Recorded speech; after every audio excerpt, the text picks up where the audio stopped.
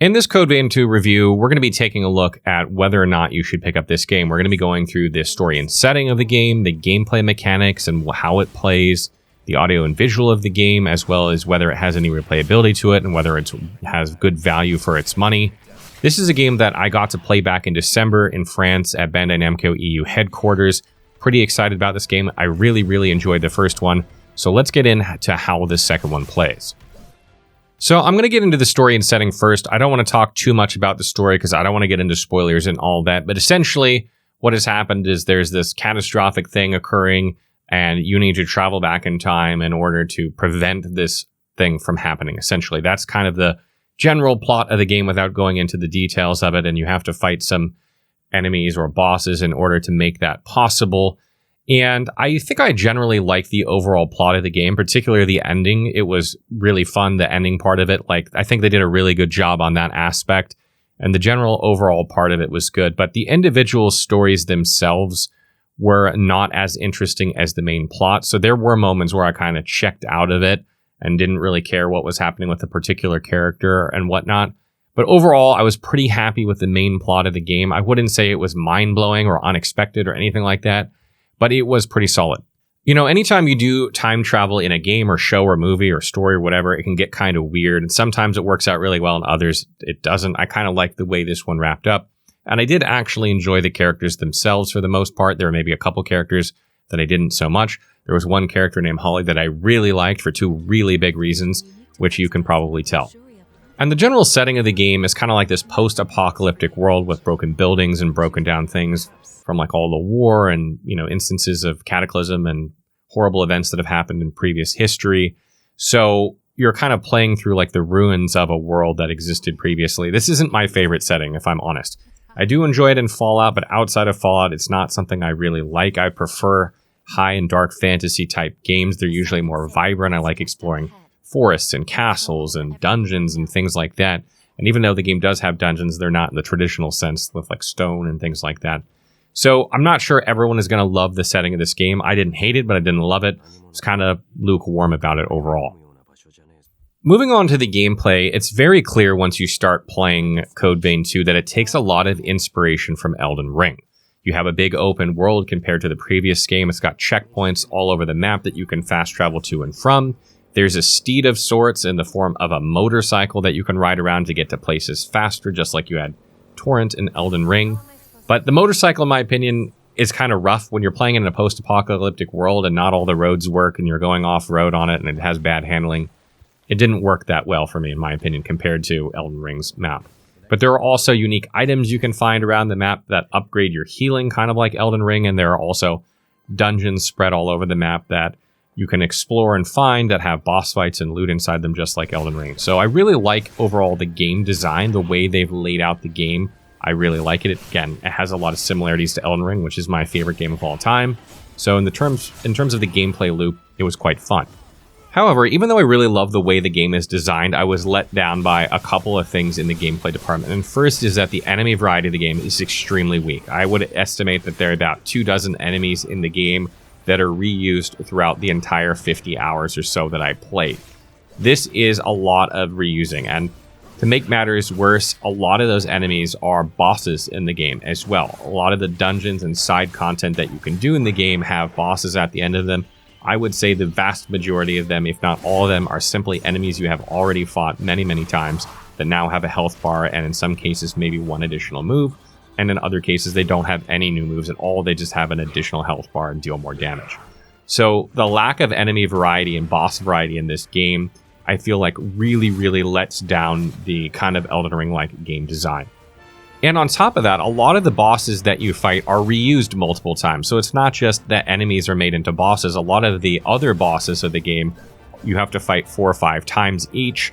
And, you know, once you master the moveset of the boss the first time, it's nothing to take it down second, third, fourth time. So there is a lot of boss fights in the game, but really if you reduced all the reused boss fights, there is a lot less than it would appear. Something I really love about the gameplay of Code Vein 2 is there's a lot of different weapons to choose from, and typically each one has their own moveset. There are some that share movesets, but they typically have different attack chains or a different charged attack or heavy attack or a different charged heavy attack.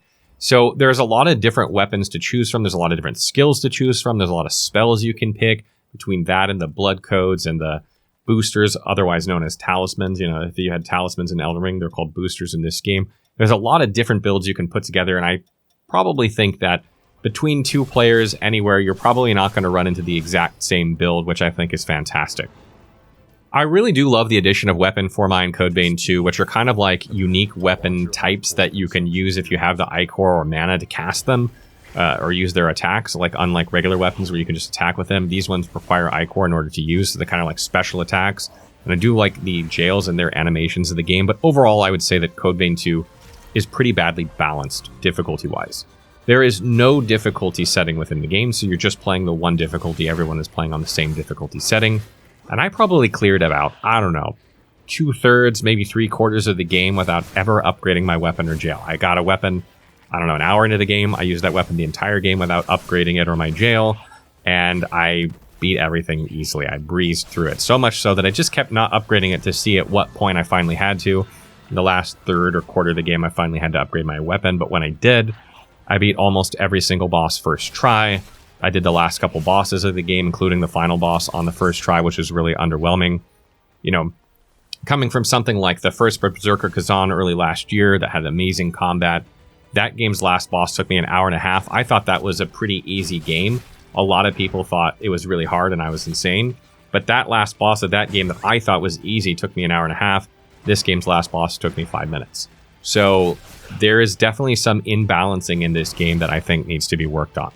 And something that I think really contributes to the imbalance of the game, besides the fact that you fight so many of the enemies and bosses over and over that you remember their attack patterns, is the fact that when you stance break enemies in Codebane 2, you regain a ton of Ichor by doing a drain attack on them when they're staggered. So what this does is it incentivizes hyper-aggressive gameplay where you blow through your Ichor as quickly as you can using your skills to stagger a boss quickly, and then you just regain all the Ichor from doing the drain attack while it's staggered, and then you do this again, and you do it again, and you do it again. So there's no real need to learn the mechanics of the boss, especially if you're using an attack skill that has iframes like I was using Looming Slash liberally, and it would just teleport through the attack, hit the boss, do this a few times, stagger it, get all my Ichor back, repeat, no challenge whatsoever. So I think there needs to be some tweaking in terms of maybe weapon skills and damage and stagger effects in this game, and I imagine it will probably take them a little bit to get this right. Moving on to visual and audio. Visually, the game is not much to look at environmentally. The game looks washed out most of the time, mostly because of the day and night cycle that basically gives you evening most of the time. Like, I swear the daytime only feels like a very short amount before you're at night, which seems a lot longer. And also, the game is rainy a lot, even when it is daytime. So if you rest until daytime, it's a lot of rain. And there are a lot of sections of the game that are misty, so you don't have any sun coming through anyway. So you kind of have this homogeneous gray tone most of the time you're playing the game, which is not pretty. It doesn't do the game justice, and it's really, really unfortunate in my opinion. So I really wanted more from the game visually than it gave, especially some of the vibrant colors that you get during the daytime. You just don't experience them very often. Other than that, I did have some performance issues with the visuals. I got objects glitching here and there, including in boss fights, or things clipping like into my screen in and out, as well as some FPS drops here and there. But for the most part, the performance was okay. I did have one crash, but compared to a lot of other games I've played in recent memory, I'd say it's in the, upper third or upper quarter in terms of performance. I'm not a huge fan of the character models. I like the traditional anime style of the first game a lot more. I feel like it just looked like a kind of not fully realized 3D model of characters that didn't have enough detail. So I wish they would have kept the anime style from the first game rather than changing for that for the characters. Audio-wise, the music is quite good in some places. I generally liked it, but some areas of the game, it was like really loud for suddenly it would just get really loud, even though I hadn't touched my volume and it was fine before. And also there were a lot of places in the game where the music was just like really intense and the scene wasn't really intense, or I didn't feel it was really intense. So it didn't fit what was happening a lot of times on the screen. Felt like the music was trying to create an emotion for that scene that was happening, but it just didn't a lot of the time. The voice acting in the game is fantastic in Japanese. It's on par with most modern animes. So if you like anime and you watch it in Japanese, you're going to love that in this game. The English was a bit hit or miss. There were some characters I really liked the voice acting on. Other characters I thought were done really badly. So if you're playing on English, your mileage is going to vary a little bit. The sound effects were solid. There were weird times where you got audio bugs, though, where like I'd be fighting a monster on the landscape and it just had no audio. It was completely silent, like it had been muted. And there were other times where like a dying enemy would have like a death wail that just like replayed over and over and over. And I was like, what's happening? Because it was kind of like glitching out. Overall, it feels like the visual audios of the game are not very polished outside of the voice acting. And I think it is one of those things you can tell quite quickly just by looking at the gameplay. You look at it, you're not immediately blown away or impressed. In fact, you might even be a little bit turned off in sometimes just looking at it. So I think this is an area that they could really clean up with a little bit more time. When it comes to replayability, I got about 45 to 50 hours out of the game, and I did a lot of the side stuff. I didn't do all of it, admittedly, so you might be able to get 60 hours out of the game if you aren't the greatest player or you have a different build, or maybe you go slowly. So you might get a little bit more game time than I did. And there is a new game plus as well that saves some of your progression and allows you to explore the game world and, you know, fight harder enemies and bosses and refight bosses again. Maybe clean up anywhere you might have missed in your first playthrough. But I don't know how likely it is people are going to play New Game Plus. I certainly don't have any desire to play the game again. There are multiple endings to the game, but I think you can see them all in a single playthrough. I had 3 in my playthrough. I won't go into how that all happens. I wasn't save manipulation or anything. It just happens through the natural course of the game. So I think you can see all endings in a single playthrough, which kind of leads me to believe most people probably won't play this game a second time, mostly because even though there is New Game Plus, the side exploration is not that strong part of the game, and since the bosses are all reused, or most of them are, I don't think you're likely going to play them again to play them, you know, several more times each. Talking a little bit about value for money, Code Vein 2 is $69.99 USD on PC and console. And as I mentioned, you get about 50 to 60 hours of game time, which should seem like a decent value, especially for a Souls-like game. However, most of the time, it's padding made possible with the addition of open world and reused enemies, bosses, and locations, which makes this less appealing in my opinion. If you trim the fat from this game, you'd probably have a solid 20 or 30 hours of gameplay at most, much like the original game. And like I said, much of that didn't provide any challenge, and it wasn't pretty to look at most of the time I was playing. So those are things you should consider when deciding if it's worth your money or not. So final thoughts for Code Vein 2. I had really high hopes for this game coming from the kind of preview that I did in December that we published in January. It wasn't perfect, but the first game wasn't either, but I liked what I played, and I was definitely going into this game with an open mind. But I would be lying if I said I wasn't disappointed overall by what I got. The open world seemed like a really good idea, and I love the addition of it and the kind of Elden Ring design that they have to it, and I really wanted to love it. But it felt like more than not was just more padding to the game, and most of the side areas you can explore were uninteresting, unchallenging, and had nothing that felt really worth my time, which I wish that they had, but unfortunately they didn't.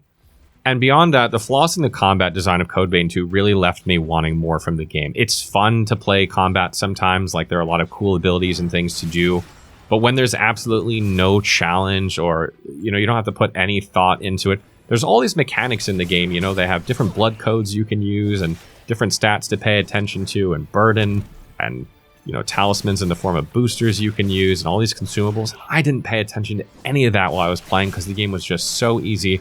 I never had any trouble. I didn't have to bother switching blood codes. I basically stuck to the same one the whole game, which was not how I played the first one, and that was really disappointing.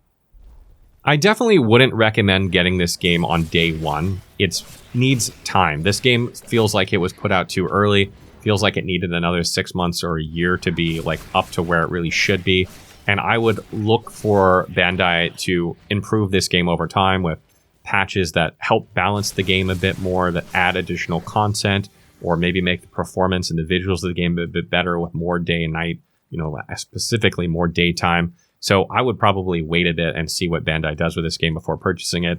If you're looking for like a good open world Souls-like game, Neo 3 by all accounts is much better from what I've seen so far. So you're probably better off playing that for now, as that comes out in a week. And then, you know, moving on to Code Vein 2 if it gets some post-launch support. So that wraps up our review on Code Vein 2. What do you guys make of it? Are you not surprised by the things that I'm saying, or were you really looking forward to this one and are disappointed? What do you think so far? Let me know in the comments below.